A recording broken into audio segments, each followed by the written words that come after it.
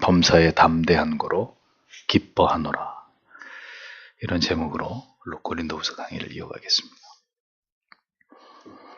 우리 안에 두신 하나님의 선하신 뜻을 이루어 가시기 위해서 하나님께서는 우리에게 평안하고 태평한 시간만을 절대로 허락하시지 않습니다. 하나님의 뜻은 하나님의 백성들이 예수 그리스도를 믿어 구원을 받고 그리고 거룩과 순결한 삶을 통해 그들을 구원으로 부르신 하나님의 목적과 뜻을 위해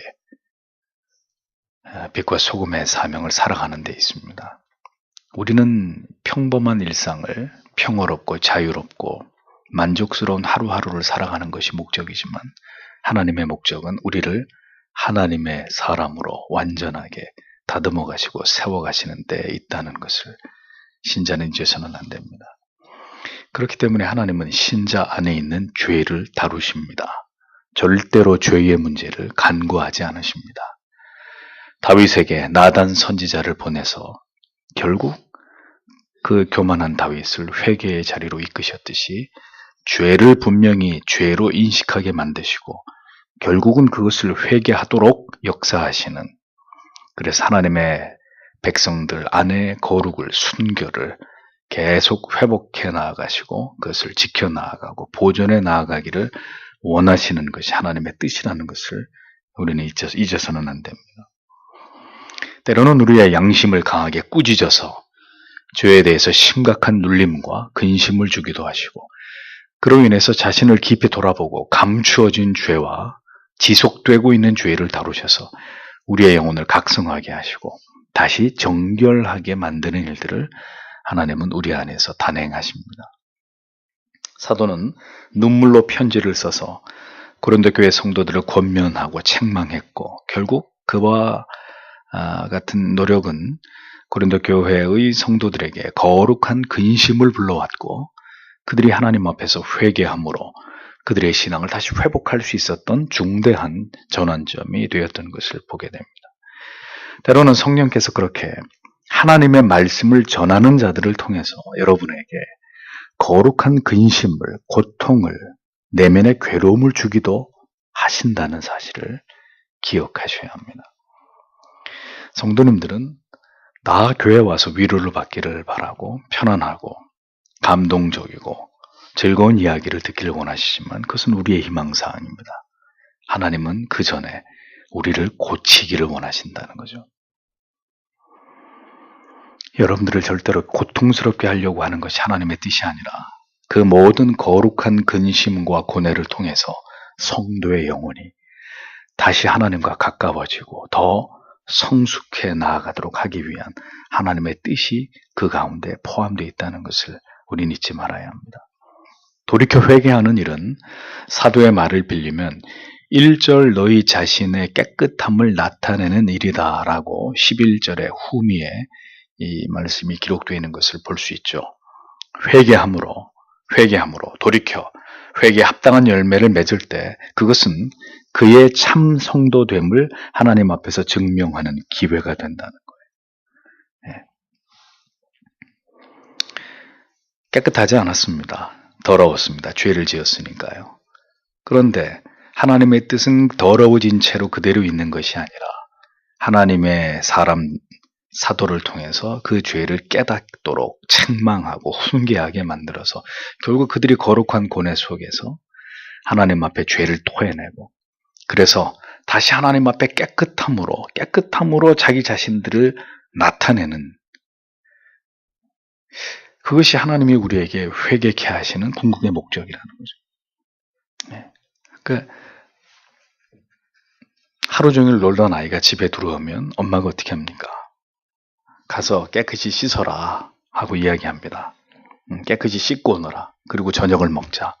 반드시 씻게 만듭니다. 씻고 깨끗하게 정갈하게 몸을 씻고 난 다음에 잠자리에 들게 만들죠. 그 지저분한 걸 그냥 내버려 두는 부모가 어디 있습니까? 말을 안 들으면 데리고 가서 억지로 씻겨서라도 깨끗하게 해서 잠자리에 재우는 게 어머니의 그 마음 아니겠습니까? 마찬가지라는 거죠. 하나님은 지저분한 상태로 있는 하나님의 자녀들을 용납하시지 않습니다. 그래서 그들을 깨끗하게 그 깨끗하게 만드는 과정에서 하나님이 주시는 것이 양심의 가책과 괴로움과 죄를 지은 것에 대한 죄책감과 견디기 힘든 고통이란 말이죠. 그것을 통해서 그 죄를 토설하게 하나님이 만든단 말입니다. 그것을 통해서 그가 하나님의 자녀인 것을, 다시 깨끗함을 받은 하나님의 자녀인 것을 증명할 기회로 삼으신다는 거죠. 신자를 하더라도 죄를 범하지 않을 수는 없지만 그가 진실된 성도라면 말씀의 찔림과 깨달음 앞에서 진지하게 자기의 죄를 돌아보고 돌이키는 사람이어야 합니다. 그것으로 자신의 죄의 문제를 얼마나 진지하게 하나님 앞에서 해결하고자 노력하는지를 증명하는 진정한 그리스도인임을 나타내게 되는 거예요. 그리스도인이 아닌 사람은 회개하지 않아요. 회개할 이유도 없고 죄를 지은 것에 대한 강렬한 죄책이 마음에 생기지도 않아요. 그냥 그렇게 사는 거예요. 자기 마음대로. 그리고 교회는 그냥 형식적으로 나오는 것이고, 저 문 열고 나가면 불신자처럼 살고 택자가 아닌 거죠. 그 상태가 계속된다면 자기를 기만하고 하나님을 기만하고 온갖 교회를 다 기만하면서 아무렇지도 않게 살아가는 거예요. 그런 사람이 어떻게 그리스도인일 수 있습니까? 12절을 보십시오. 그러므로 내가 여러분에게 편지를 써보낸 것은 불의를 행한 사람 때문도 아니요 불의를 당한 사람 때문도 아닙니다. 다만 우리에게 대한 여러분의 열성이 하나님 앞에서 여러분 자신에게 드러나도록 하기 위함입니다. 좀 더 부드럽게 그러나 원문에 가깝게 번역을 하면 이런 의미가 됩니다. 여기서 우리는 다시 한번 사도의 사명이 무엇인지를 생각하면서 이 시대에도 목회자의 중요한 책무가 무엇인지를 깨닫게 됩니다. 사도는 고린도 교회 성도들에게 간곡한 말로 책망과 훈계의 편지를 쓴 것은 그들로 하여금 누가 불의한 자인가 불의하지 않은 자인가, 누가 피해자고 가해자인가 이런 것을 따지고 잘잘못을 가리기 위함이 아니었다는 거죠. 돌이켜 회개한 이후에 그들이 갖게 된 그 복음과 사도에 대한 열정과 사모함을 다시 회복하게 된 그런 영혼의 상태를 하나님 앞에서 드러내게 하기 위함이다. 이렇게 설명하고 있습니다. 깨끗하게 닦여가지고 자 이제 깨끗해지지 않았느냐, 자 이제 아빠 보세요, 우리 아기가 다시 깨끗해졌습니다. 엄마가 아이를 깨끗하게 씻어놓고 아빠의 품에 안겨주듯이 사도가 그 일을 했다는 겁니다. 당신들을 괴롭게 하려고 하는 게 아니라 그 거룩한 근심을 통해 회개하게 하고 다시 잃어버렸던 복음에 대한 열정, 하나님에 대한 사랑, 사도들에 대한 그 사모한 마음을 다시 불일 듯 일으켜서 그렇게 되어진 영혼의 상태, 회복되어진 영혼의 상태를 하나님 앞에 이렇게 드러내놓기 위함이다. 이렇게 이야기하고 있습니다. 그게 뭐라고요? 사도의 직무다. 그것이 이 시대의 목사의 책무다라는 겁니다. 회개함으로 영혼을 다시 돌이키게 함으로 다시금 하나님을 향한 뜨거운 마음을 되살려내는 것. 그것이 바로 사도가 바라는 바였고 그것이 바로 모든 목회자들이 성도님들의 영혼을 회개케 함으로 다시 하나님 앞에 거리낌 없이 나아가게 만드는 중요한 사명이라는 거죠.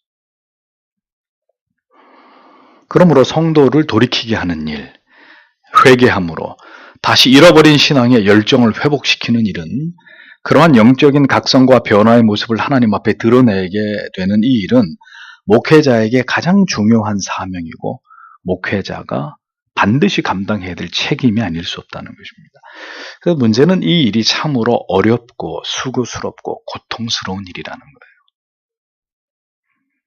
누구는 이제 편한 얘기, 좋은 얘기, 재미있는 얘기, 피차 들어서 부담이 되지 않는 얘기를 하는 걸 좋아하죠. 누가 어려운 얘기를 꺼내고 싶어 하겠습니까?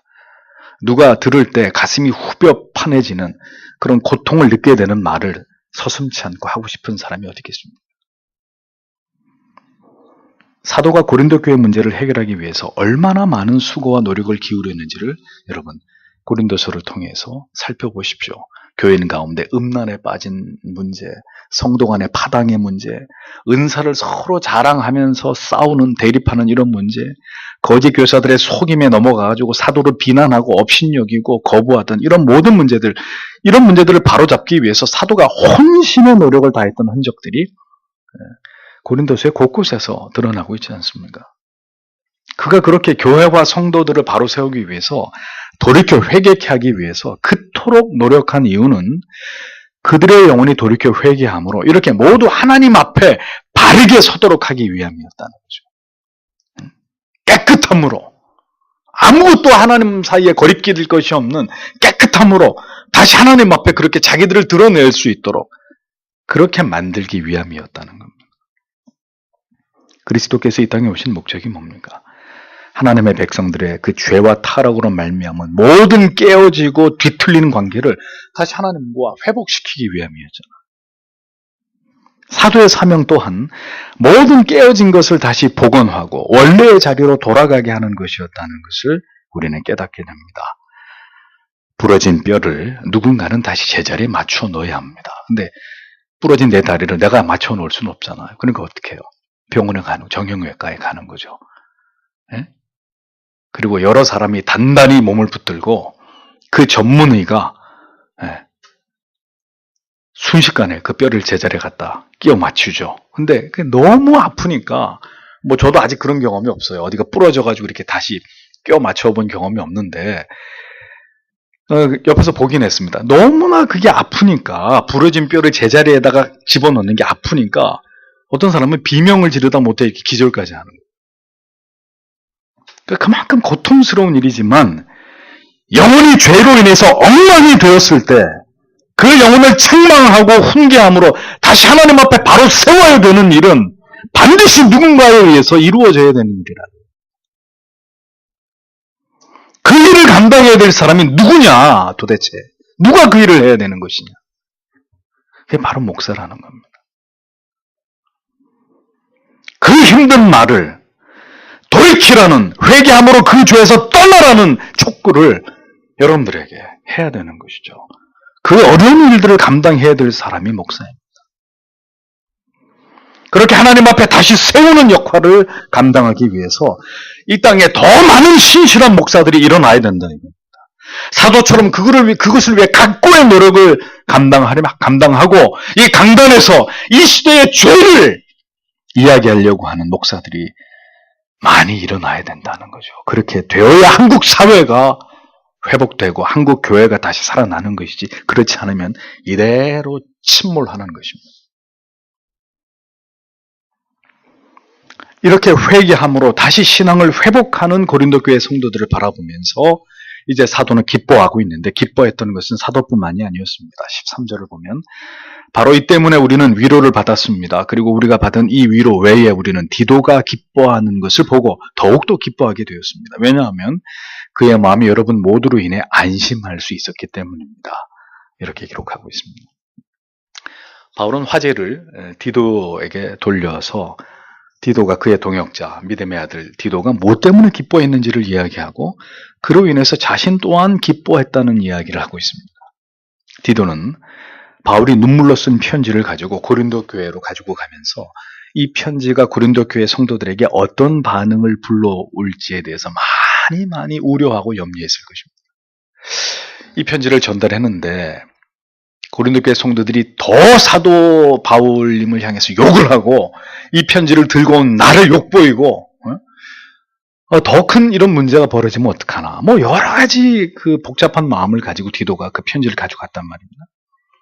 그런데 고린도 교회 성도들이 성령의 강력하신 역사를 통해서 바울의 편지를 읽고 어떻게 됐습니까? 모두 다 영적인 깊은 고뇌와 거룩한 슬픔과 근심 속에서 자기를 깊이 돌아보게 되었다는 거죠. 급기야 그들이 어떤 죄를 지었는지를 깨달아서 회개하는 역사가 일어나게 된 것을 누가 본 거예요? 디도가 본 거예요. 디도가 그 현장을 가서 본 거란 말이에요. 디도 역시 하나님께서 고린도 교회 안에서 역사하시는 놀라운 생명의 역사를, 그들을 고치고 회복시키고 회개케 하는 이 놀라운 역사를 보면서 아마 그도 성경에 기록되어 있지는 않지만 뜨거운 눈물을 쏟았을 것입니다. 이런 것들이 사역자들에게 주시는 하나님의 은혜와 위로와 감동이에요. 여러분들이 하나님을 잘 믿으셔서 믿음이 자라고 또 여러분들이 하시는 일들이 잘 되는 것도 목사에게 큰 기쁨이지만, 정말 큰 기쁨은 뭔지 아십니까? 회심하는 거예요. 여러분들이 죄에서 돌이켜서 회개하시고 그래서 그 죄악의 구덩이에서 빠져나와서 정말 하나님을 바르게 신앙하기로 뜻을 마음을 세우고 그 길을 다 이렇게 걸어가는 완전히 개과천선이죠. 완전히 새 사람이 돼서 뜻을 정해서 정말 주를 위해 살겠노라고 이렇게 변화되시는 그 모습을 보는 것이 목회자로서는 최고의 기쁨이고 감동이고 감사의 내용이고 죽을 때까지 잊을 수 없는 그런 감격스러움이라는 거죠. 도무지 돌이키지 않을 것 같았던 그런 사람들이 진리의 말씀 앞에 무릎을 꿇고 회개하면서 닭똥 같은 눈물을 흘리고 자기의 가슴을 치면서 회개하고 이 죄인을 용서해달라고 이제 주를 위해 살겠노라고 이렇게 하나님께로 돌아오는 역사를 보는 것은 무한한 감사와 기쁨의 이유가 아닐 수 없는 것입니다. 그 디도가 그렇게 자기가 바울의 편지를 들고 가서 고린도 교회에 전달했더니 그 고린도 교회에 일어났던 이 폭발적인 회개의 역사를 보면서 디도가 얼마나 감격스러워하고 기뻐했던지 그 모습을 보는 사도의 마음도 적지 않게 기뻤다고 사도가 그렇게 고백을 하고 있는 겁니다.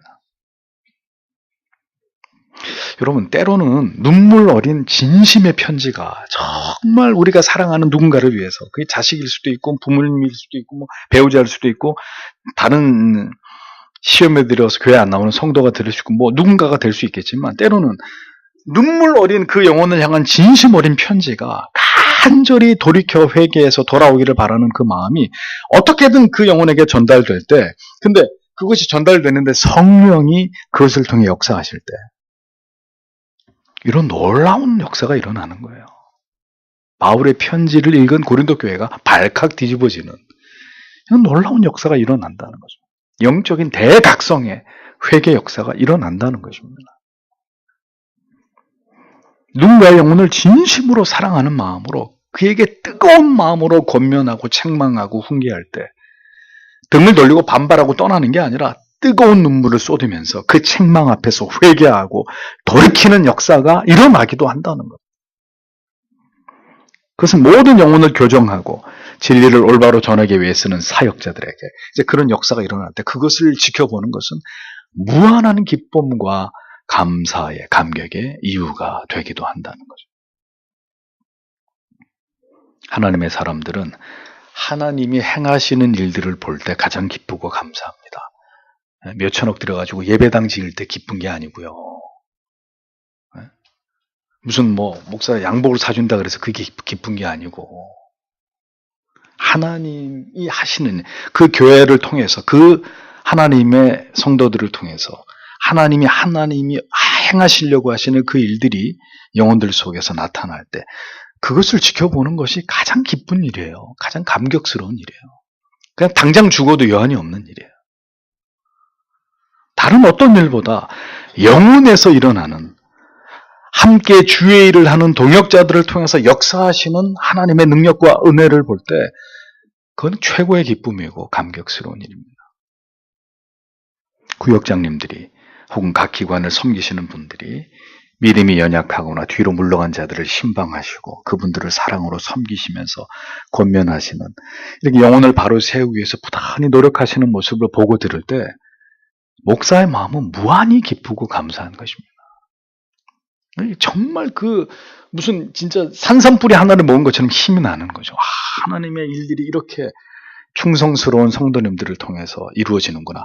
바울이 디도를 통해서 나타낸 하나님의 뜻을 디도가 기뻐하고 디도가 기뻐하면서 하나님께 영광을 돌리는 모습을 보면서 바울도 기쁘고 이게 진정한 기쁨 아니겠습니까? 이것이 주의 일을 하는 자들, 영혼을 섬기는 자들에게 주시는 진정한 위로가 아니겠습니까?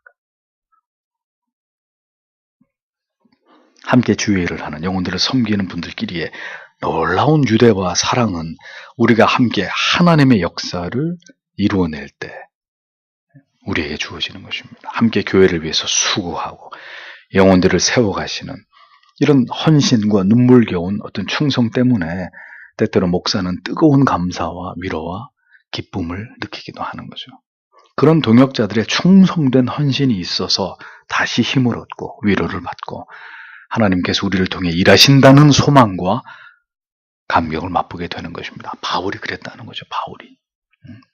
바울이 고린도 교회 성도들의 변화의 모습에도 기뻐했지만 디도가 그것을 바라보고 기뻐하는 모습을 보면서 나도 너무 기쁘다. 14절에서 16절을 보겠습니다. 내가 혹 디도에게 여러분에 대해 어떤 것을 자랑했다고 하더라도 그 일로 나는 부끄러움을 당하지 않았습니다. 왜냐하면 우리가 모든 것을 여러분에게 진실하게 말해 주었듯이 우리가 여러분에 대해 자랑한 것도 진실한 것이기 때문입니다. 디도는 여러분이 모두 얼마나 두려워하고 떨면서 자기를 맞아들여 주고 순종한 것을 기억하면서 여러분에게 더욱 깊은 애정을 가지게 되었습니다. 나는 모든 면에서 여러분을 신뢰하게 되어 기쁩니다. 이렇게 번역이 됩니다. 사도는 회개하고 돌이킨 고린도 교회를 향한 성도님들을 향한 사도의 기쁨을 마음껏 표현하고 있습니다. 사도가 그렇게 하는 이유가 뭐겠습니까? 사도가 얼마나 기쁘냐, 이건 별로 중요한 문제가 아니에요. 근데 사도가 거듭 이것을 표현하는 것은 성도가 돌이키는 것, 성도가 회개하고 돌이키는 것을 하나님이 얼마나 기뻐하시는지를 고린도 교회 성도들에게 자기가 너무 기쁘다는 표현을 거듭거듭 하는 것을 통해서 나타내 보여주는 거죠. 내가 이렇게 기쁘다면, 디도 목사와 사도 내가 이렇게 기쁘다면 고린도 교회 성도들이요, 우리 주께서는 얼마나 기뻐하시겠습니까? 그걸 지금 애써 표현하는 겁니다. 바울은 고린도 교회 성도들을 디도에게 자랑했던 적이 있었던 것으로 보입니다. 디도를 문제가 심각한 고린도 교회에 보내면서 먼저는 디모데를 보냈는데 디모데도 감당이 안 되고 또다시 이제 디도 편에 편지를 주어서 보냈는데 고린도 교회로 보내면서 사도는 디도에게 고린도 교회 성도들이 그렇게 악한 사람들이 아니라고 얘기를 했던 것 같아요. 그리고 그들의 어떤 면은 또 칭찬을 했던 것으로 보입니다. 자랑했던 것으로 보입니다. 지금 문제가 심각하고 사도로 보지도 않는 이런 문제가 벌어졌고 이제 디도 편에 눈물의 편지를 보내면서도 바울 사도는 고린도 교회 성도들을 디도에게 자랑했다는 거예요. 여러분, 이게 영적인 부모의 마음입니다. 여러 가지 심각한 문제 가운데 있었던 교회와 성도였지만 사도는 여전히 고린도 교회 성도들에 대해서 칭찬과 자랑의 말을 아끼지 않았다. 원래 그렇게 악한 사람들이 아니라고. 저들이 지금 미혹에 빠져서 저 나쁜 아주 이 거짓 교사들, 다른 복음을 전하는 자들은 저주가 있기를 원한다고 사도가 얘기하잖아요. 그들을 그렇게 만든 그 거짓 교사들, 거짓 선지자들 향해서는 바울이 무서운 말로 저주를 퍼붓지만 그들의 미혹에 빠져가지고 이렇게 지금 좌우를 분간하지 못하고 이러고 있는 고린도 교회 성도들 향해서는 그 가운데서도 애정을 드러내는 거죠. 악한 자들이 아니고 미혹돼서 원래는 다 착한 사람들이라고 고린도 교회 성도들이. 사도는 그렇게 디도를 안심시키고 오히려 고린도 교회 성도들에 대한 좋은 점들을 자랑했던 것으로 보입니다. 그런데 여러분, 결국 사도의 말대로 고린도 교회 성도들이 편지를 통해서 어떻게 회개하고 돌이켜서 우리가 언제 그런 짓을 했나 할 정도로 그들이 완전히 변화되어서 사도 바울이 너무 보고 싶습니다. 그리고 우리가 그렇게 바울 선생님의 마음을 아프게 하고 복음을 등지고 우리가 그렇게 많은 죄를 지었던 것에 대해서 진심으로 회개합니다.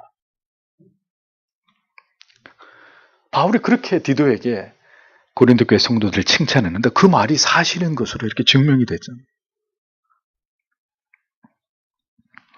분명한 말로 책망하고 훈계해서 혹 고린도 교회 성도들이 마음이 상했을까 이것을 염려했던 사도 바울입니다. 그러면서도 사도의 마음은 그들이 원래 그런 자들이 아니라는 것을 알고 믿고 돌이킬 것을 기대하고 있었던 거죠.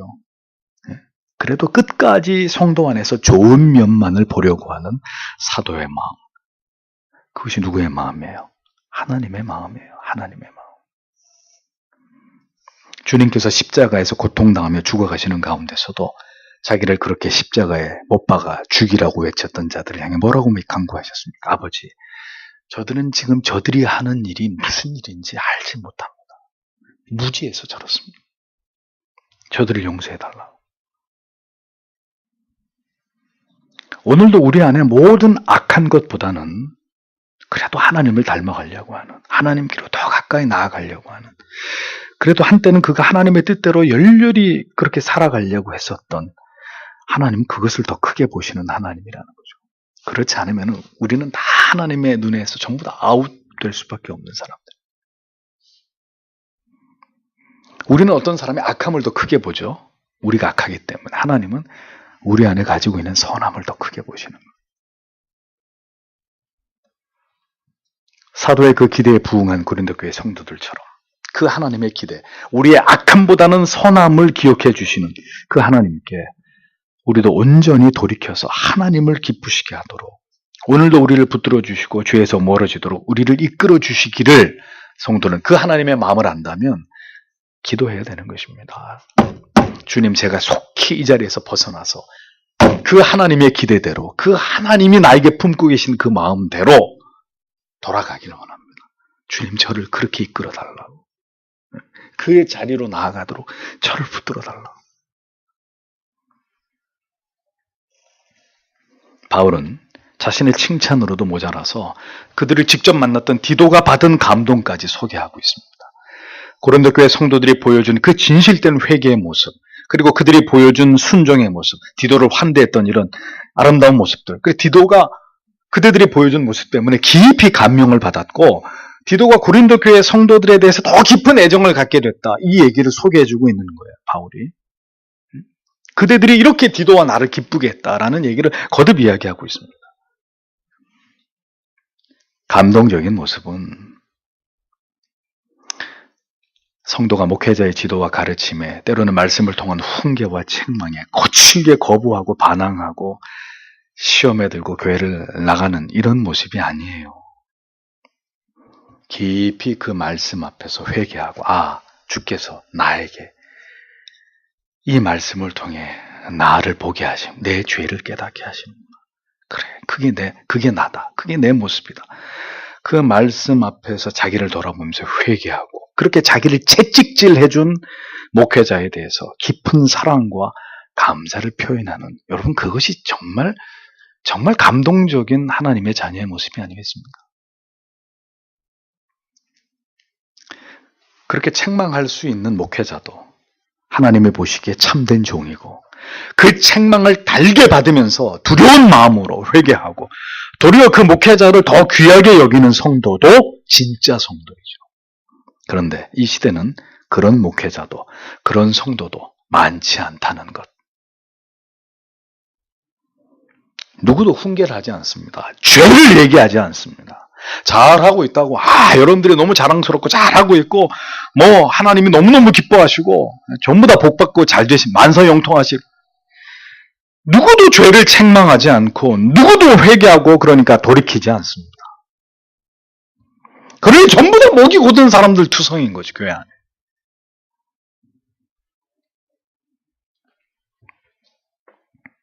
죄를 책망하고,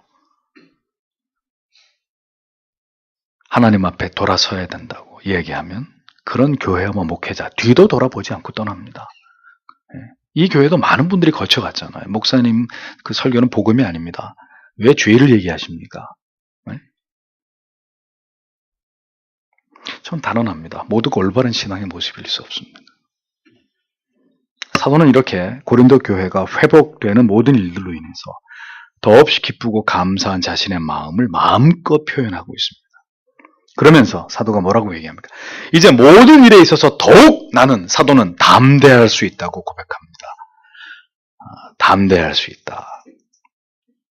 그 이유가 무엇 때문일까요? 왜 사도가 이 고린도 교회와 성도들이 하나님 앞에 회개함으로 그들의 신앙이 회복된 이 모든 이야기들을 놓고 나는 이제 담대할 수 있다. 담대할 수 있다.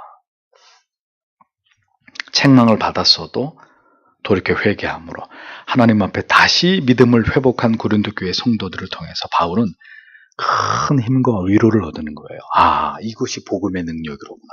이것이 말씀의 위력이로구나.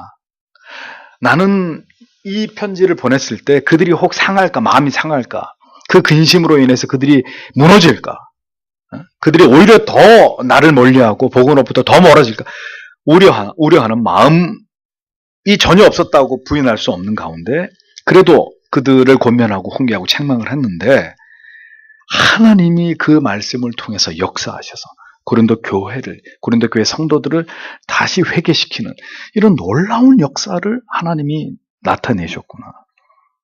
그러니까 바울이 당연히 담대해질 수밖에 없는 거죠. 아하, 하나님이 자기 백성을 위해서 그리스도의 핏값 위에 세워진 교회를 바로 세우는 일을 위해서 하나님이 말씀을 통해서 역사하시는구나. 고치시는구나. 회개케 하시는구나. 새롭게 만드시는구나. 그걸 자기가 본 거잖아요, 사도가. 그걸 담대해질 수밖에 없는 거죠. 하나님께서 일하심의 증거를 보는 일. 사역자들에게 가장 큰 기쁨이고 감격입니다. 제가 두문불출 이렇게 전혀 외부 활동하지 않다가 이제 노예가 새롭게 바뀌고 또 새로운 시철의 목사님들을 만나고 궁금해 하시니까요. 이거 어떤 교회인지, 제가 어떤 사람, 어떤 목회를 해왔는지 궁금하시니까 말씀드릴 기회가 있으면 말씀을 드립니다. 간증을 하는 거죠. 이 교회가 어떻게 해서 생겨나게 되었고 어떻게 여기까지 오게 됐는지. 그러면 목사님들이 전부 다 저를 대단하다고 하는 게 아니라 하나님께 영광을 돌립니다. 저의 간증이 여러 목사님들에게 교회를 개혁하기 위해서 정말 비짓땀을 흘리는 분들에게 큰 힘이 되고 소망이 되고 위로가 되는 것을 제가 봅니다. 저는 여러분으로 인해서 무한히 용기와 담대함을 얻었습니다. 여러분, 개혁주의 목회가 망하는 길로 간다면 누가 이 길로 가겠습니까? 교회를 개혁하다가 다 쪽박 차더라. 여기 섣불리 교회 개혁하다가는 거지 된다. 길바닥에 쫓겨난다. 이런 얘기들, 이런 패배적인 이야기만 들으면 누가 교회를 개혁하려고 하겠습니까? 다 빌붙어가지고 좋은 게 좋은 거다 그러고 그냥 묻어 가겠죠. 그러나 그 일을 하다가 비록 어려움을 당했지만 하나님께서 그 일을 하게 한 종과 함께하고 그리고 뜻있는 성도님들과 함께 새로운 교회를 세우시더라. 그러니까 그렇게 역사하신 교회를 세우게 된 저와 여러분을 통해서 부족하지만 제가 어떤 어려움도 불사하고 가고자 했던 그 개혁의 길이 절대로 틀린 길이 아니었다는 것을 하나님이 보여주신 거잖아요. 제가 만약에 진짜 길바닥에 쫓겨나는 걸로 끝났으면 그걸로 끝이에요. 그건 하나님의 영광도 없고 그냥 그렇게 해서 끝났다. 절대로 그 섣불리 후임 목사라고 한 주제에 개혁이니 뭐니 이런 것 앞으로 떠들면 안 된다. 이제 그거를 남겨주는 거죠. 다른 사람들한테. 그런 짓 하지 말고 그냥 그 교회 장로님이 시키는 대로 열심히 하고 그냥 아무것도 바꾸지 말고 그냥 그렇게 그냥 쉽게 가기만 하면 되는. 그런데 어려운 길이었지만 그 길을 갔고 그것으로 인해서 대가를 지불했지만 하나님의 놀라운 은혜와 섭리 가운데 또 다른 교회가, 이 땅에 또 다른 개혁교회가 하나 탄생되게 된 이 역사를 하나님이 나타내셨잖아요. 그러니까 이건 뭐냐? 담대하게 여기 서 있는 목사로 하여금 더욱 개혁주의, 청교도의 정신을 계승해서 이 장로교회의 전통, 다 묻혀가고 있는 이 장로교회 전통을 따라서 칼빈의 후에 다운 이런 개혁파 신앙을 계승할 힘과 용기를 저에게 준 것이라고 저는 믿습니다. 그리고 이 이야기들을 제가 전할 수 있는 더 많은 목사님들에게 이야기해서 그들이 교회를 개혁하고자 함에 있어서 힘을 불어넣게 하려고 하는 것이 저는 하나님의 뜻이라고 생각합니다. 하나님께서 그렇게 오늘도 부족하지만 여전히 연약하지만 목사에게 그리고 저와 뜻을 함께 하신 여러분들에게 위로와 용기와 담대함을 주십니다. 결국 생명의 역사와 회심의 증거와 모든 성도님들이 진리 안에서 더 아름답게 변화되어가는 모습을 통해서 이 마지막 때에 이 진리가 매몰되고 있는 이 마지막 때에 생명의 징후들이 나타나지 않는 이런 빛이 꺼져가는 교회들이 늘어나고 있는 이 시대 속에 우리에게 하나님이 담대함과 기쁨을 주실 것이라는 거죠. 그거 없으면 앞으로 교회 못합니다. 예수 못 믿습니다. 우리에게 하나님이 주시는 담대함, 하나님이 함께 하신다. 그분이 일을 하신다. 라는 확신이 없다면 우리는 이 길을 끝까지 못 갈 것입니다. 우리는 이 좁은 길을 갈 수 없을 것입니다. 중도에 다 포기하고 더 넓은 길로 가든지 배도하게 될 것입니다. 비록 어려운 길이고 좁은 길이나 결국 이 길이 맞는 길임을 거듭 확신하게 하시고 깨닫게 하시면서 이 좁은 길을 걸어가는 모든 자들에게 하나님은 바울에게 이 사건을 통해서 이 고린도 교회가 극적으로 회복되는 사건을 통해서 담대함을, 무한한 기쁨과 위로를 주셨듯이 동일한 감사와 감격과 위로와 담대함을 하나님이 그 길을 걸어가는 모든 하나님의 사람들에게 베풀어 주실 것이라는 거죠. 그것이 없다면 누구도 그 길을 가려하지 않을 것이기 때문입니다. 하나님의 그 풍성하신 위로하심이 오늘도 참된 진리를 통해서 일어나는 모든 영혼들의 거룩한 변화를 통해서 확인되고 이것이 확신되면서 더 힘을 내서 진리를 수호하는 일에 모두 한마음이 되도록 그 일에 헌신하도록 그렇게 아름다운 공동체를 세우도록 하나님이 그렇게 우리를 통해서 그 일들을 하실 것이고 우리는 마땅히 그것이 우리가 존재하는 이유라고 생각하고 그런 교회를 세워가는 일에 지금까지도 우리가 그렇게 해왔던 것처럼 앞으로도 그 일에 헌신하는 아름다운 공동체가 되어야 할 것입니다. 그것이 이 교회가 존재하는 이유입니다. 주께서 그렇게 우리를 통해 영광 받으시고 그렇게 영혼을 고치는 교회 되게 해주시기를 오늘도 성도 여러분 다 함께 기도해 주시길 바랍니다. 기도하겠습니다.